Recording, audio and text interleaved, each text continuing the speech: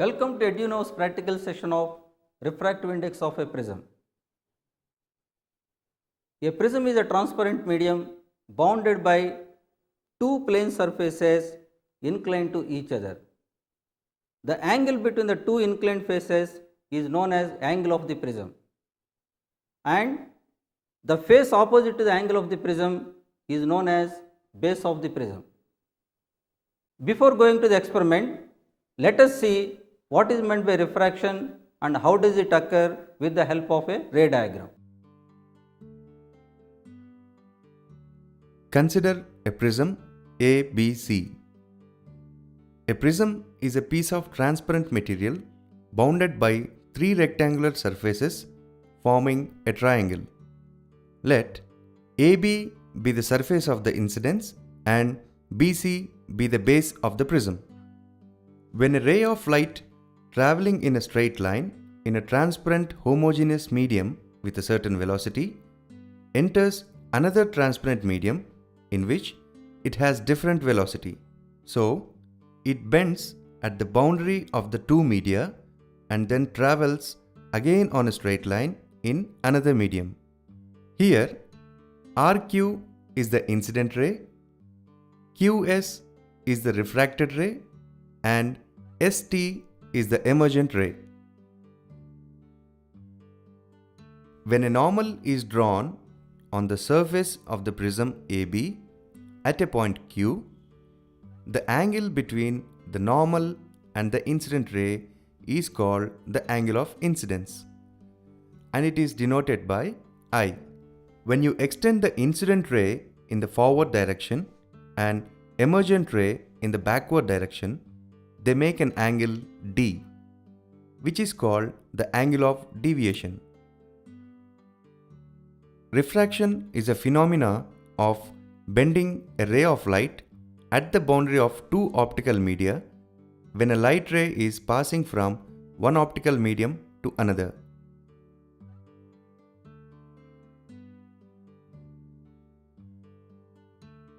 Aim: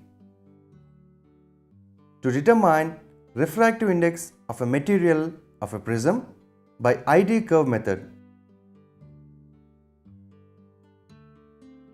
The apparatus used in this experiment are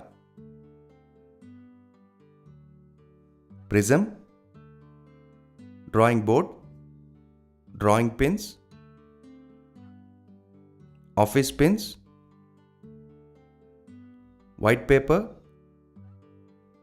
protractor, graph paper, pencil, and a half-meter scale. Now, let me take you through the step-by-step procedure to perform the experiment. First of all, place a drawing board on a leveled surface. After placing the drawing board, we fix a white paper using thumb pins.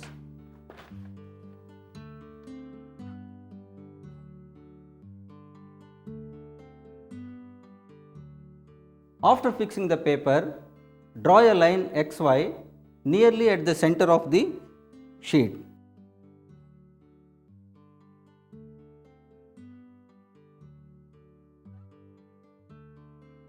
Now, mark a point O1 on the line XY.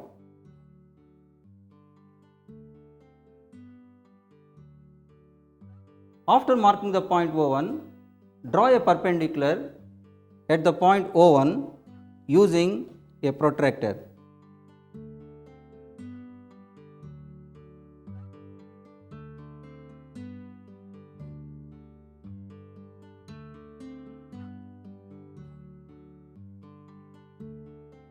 Name this normal as N1. Now, draw a line at an angle of 35 degrees with the normal.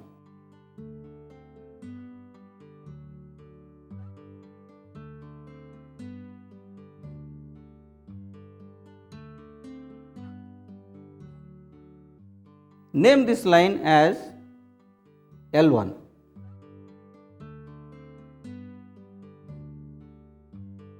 Now, place the prism on the drawing board in such a way that the point O1 lies at the center of the refracting surface of the prism. Here you can see that the point O1 is at the center of the refracting surface of the prism. After that, draw the border of the prism using a pencil.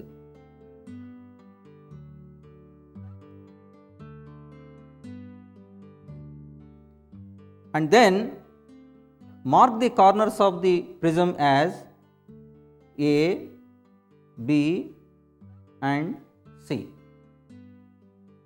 Now we fix two pins P1 and P2 on the line L1 so that the pins are at a separation of around 10 centimeters.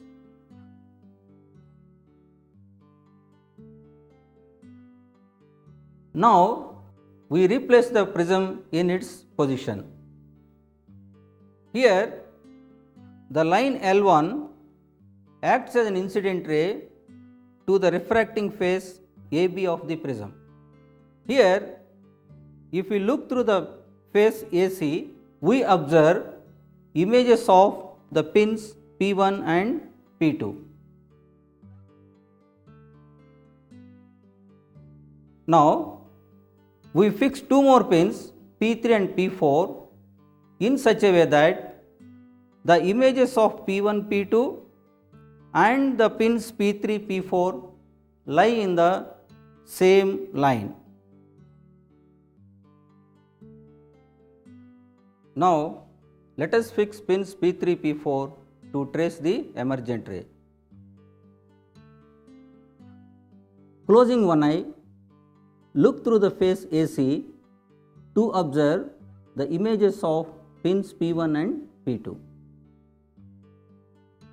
Here you can clearly observe the images of pins P1 and P2.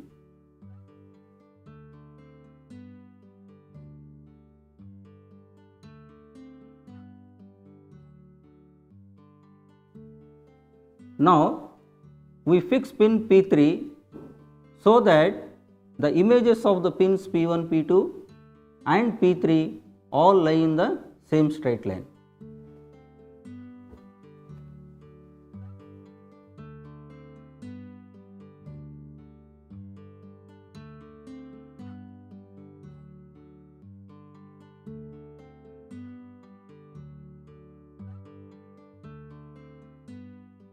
Now you can observe that the images of pins P1, P2 and the pin P3 all lie in the same straight line. Similarly, we fix pin P4 so that the images of P1, P2, P3, P4 all lie in the same straight line.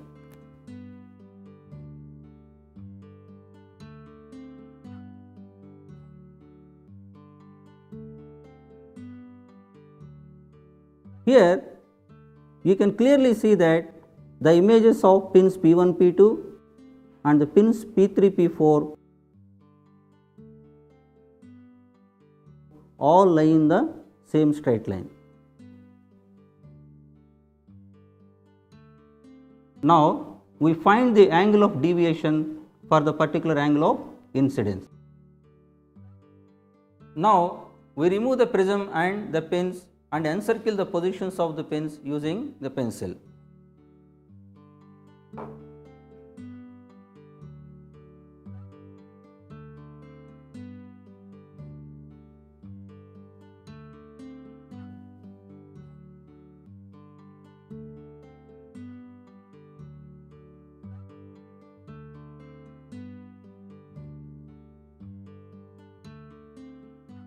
After encircling the positions of the pins, we join the positions of the pins P3 and P4 to obtain the emergent ray.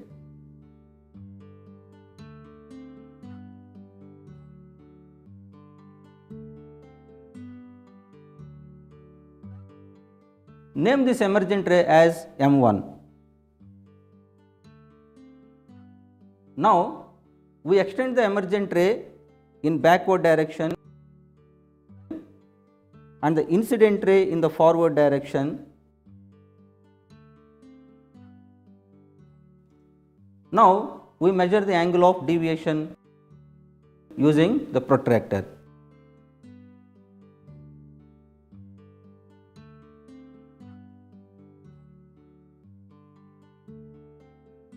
Here the angle of deviation is 46 degrees.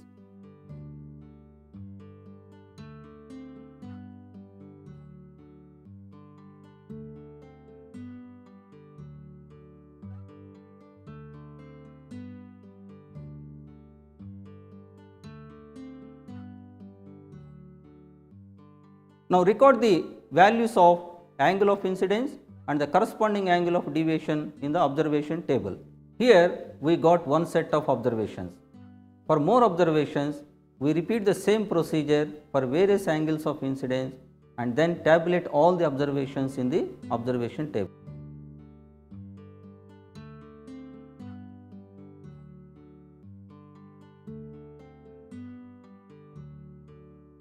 Refractive index of prism. Observations. Observation table for angle of incidence I and angle of deviation D. When the angle of incidence I is equal to 35 degree,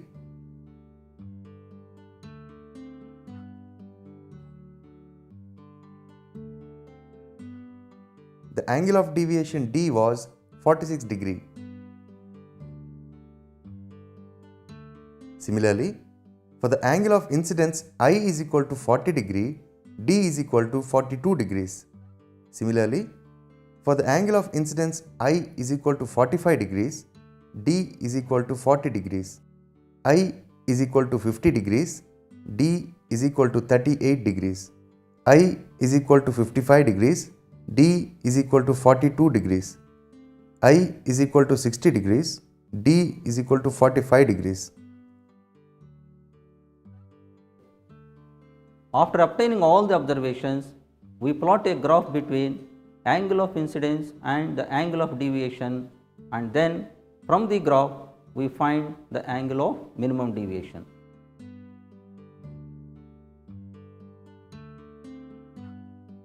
Using the values of I and D, we plot a ID graph, taking I angle of incidence on x-axis and D angle of deviation on y-axis. We select a suitable scale. On x-axis 1 cm is equal to 5 degree, on y-axis 1 cm is equal to 5 degree, and origin is 30 degree, 30 degree. Now let us plot the points on the graph. For x is equal to 35 degree, y is equal to 46 degree. X 40 degrees, y 42 degrees. X 45 degrees, y 40 degrees. X 50 degrees, y 38 degrees. X 55 degrees, y 42 degrees. X 60 degrees, y 45 degrees. After plotting all the points on the graph, we need to join all the points using a free hand such that the line passes through the maximum number of points. Now, the lowest point on the line is identified and a perpendicular is drawn on the y-axis. The y-coordinates gives the value of angle of minimum deviation dm. Here, the angle of minimum deviation is 39 degrees.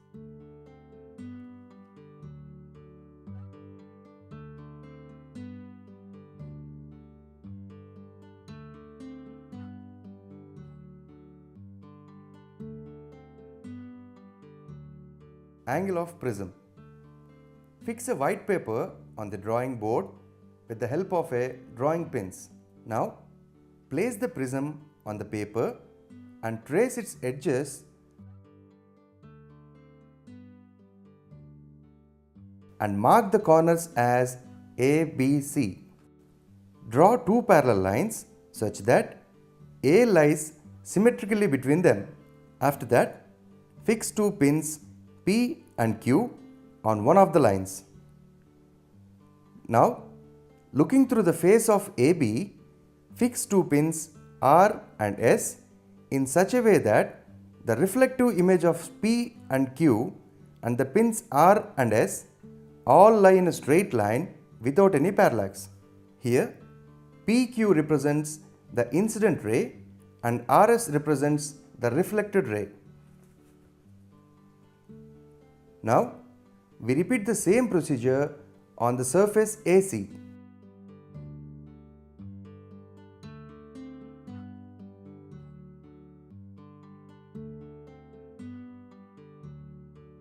So that the reflective images of EF and pins GH all lie in a straight line without any parallax.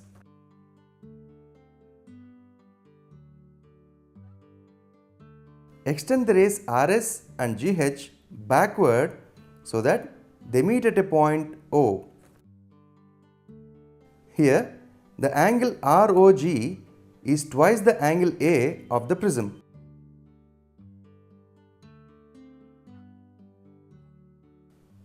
Here, angle ROG is equal to 120 degrees and the angle A is equal to 120 by 2, which is 60 degrees. Therefore, the angle of prism is 60 degrees. After obtaining the angle of prism A is equal to 60 degrees, we can now calculate the refractive index of the prism using the formula mu is equal to sin A plus dm by 2 by sin A by 2. dm can be obtained from the ID graph, which is 39 degrees. Therefore, mu is equal to sin 60 plus 39 degrees by 2 by sin 60 degrees by 2, which is mu is equal to sin 49.5 degrees by sin 30 degrees, which is 2 sin 49.5 degrees. Therefore, mu is equal to 1.520.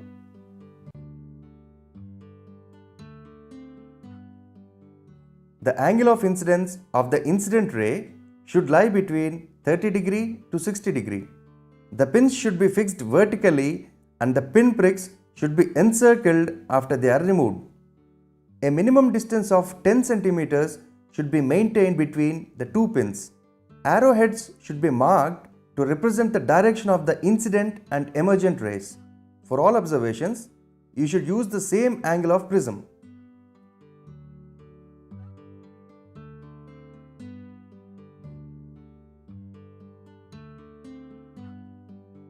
Now you are able to determine the angle of minimum deviation of any given prism on your own without any doubt or hesitation. Thank you for watching this experiment.